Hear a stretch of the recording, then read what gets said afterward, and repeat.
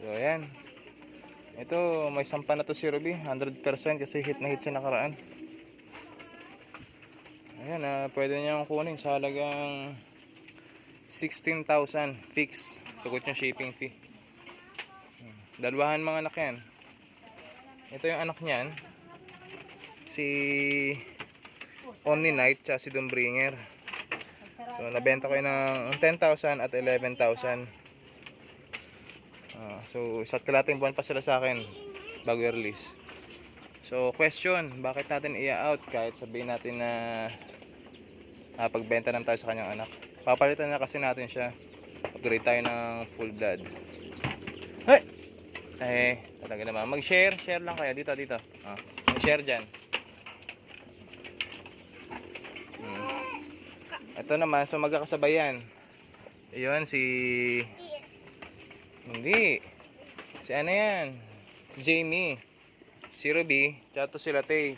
Ito expected ko, buntis. Kaso wala, late nag-hit. Nag-hit siya noon, pero hindi pala siya nasampahan. So yun, nakita nyo naman, no? Lagi nagdi-discharge. Eto, sure na, oh. Naka na ng milk bag. Talaga ilang kaibahan dito kay Ruby talaga. Baliw. Yan na, wala na. Hanggang sa wala kayong lahat feeds. So, ganyan pag wala maayos sa feeder. Tendency, sayang. Buti na lang, binibitawan ko yung kapag kakunti na. Wait lang, kukuhain ko yung ano. Kasi baka magkasakitan pa sila. Tama na guys. Dapat meron kayong ano, give and take. Ha? Caramel? Si cookies and cream, yan. Ano na yan, mahina. Tapos cookies and cream, positive din yan. Si Alaska, tsaka si Red Velvet. So, 4 lang pala ang ano, 100% na buntis. And then 3, bagong sampa. And then ito, wait pa tayo dito siguro mga 1 buwan bago natin pasampahan. So, yan, full blood. Si ano, Dumbringer, painted dappled. Mura lang natin ibebenta yan. So, message lang kayo. Kikip natin si ano, Lina Inverse. Basta pagka full blood babae, keep muna. So, yan. Wait lang. So, yan. Update lang po tayo sa ating bahay ng kambing na ginagawa. So, yan is 12 feet by 20. So 8 pitak, 1, 2, 3, 4. Then sa kabila 4 din. Then sa gitna merong 4 by 20 na space. Bali ang sukat ng mga kwarto is tawag dito 4 by 5 sukat ng kwarto bahay ng kambing. So yan, alaga lang sila sa kumpay ng ano, ng madre cacao, ipil-ipil, tsaka binunga. Andun may konting damo tayo doon. Yan. Iba pa rin kasi kapag may damo.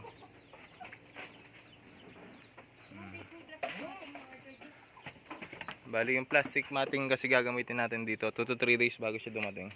Para mga 2 days na or 3 days na hindi lang natin napupuntahan sa ano,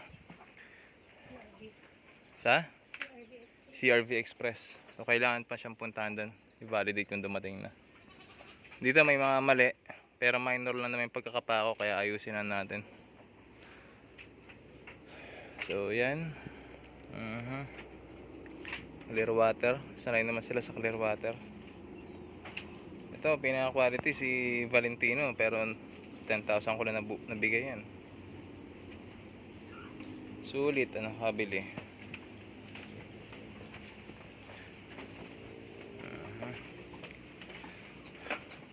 Sa mga gustong magpa-stud service, full blood red from Chris Gree Bower Goats, 800 lang po, no? 800 lang stud natin kay ano, kay Archaker. Ngayon kung sakaling hindi pa nag-hit ang kambing at wala kayong barako, di nyo maalaman kung nag-hit, pwede nyo po dalhin dito, no? Ibo-boarding natin 500 per week. 500 per week. So suma total, pag 2 linggo, edi 1.8 bago masampahan. Meron niya dito, 2 native pinasampahan. Bali tig 1.8 lang. Singil ko dyan. Actually, hindi pala tig 1.8. Singil ko lang dyan is 1,000 lang sa loob ng 2 weeks. Yung 2 na yan kasi nga native naman. 800 ang stud. Syempre may kamahalan ng stud. Hindi pa pwedeng 500 dahil magkano rin ang bili natin sa back, no? Lugi naman kung bibigay natin ng mura yung stud. Tulong na nga yun eh. Swerte na sila dyan.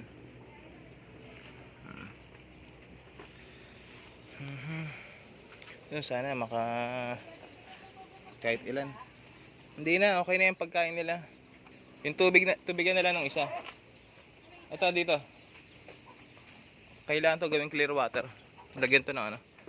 Clear. Itong isa. Tapos na ako eh. Sige, wag na.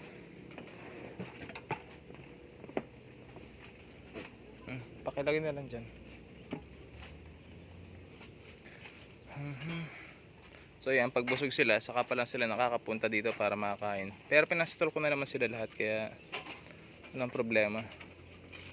Pero syempre ang kambing, as long as may pagkain dyan, continuous yung kakain dyan.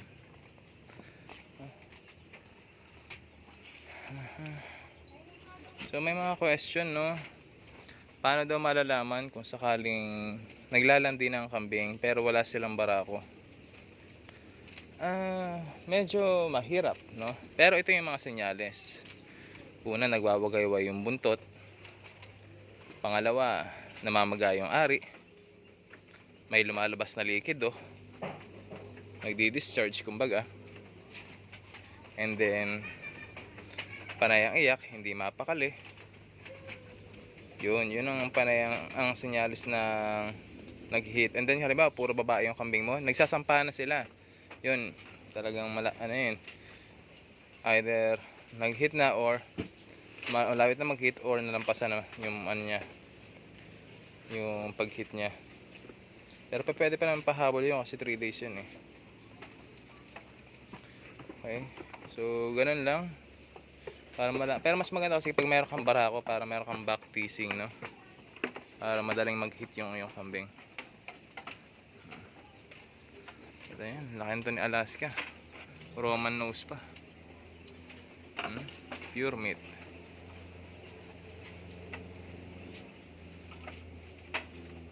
Message na lang kayo dyan.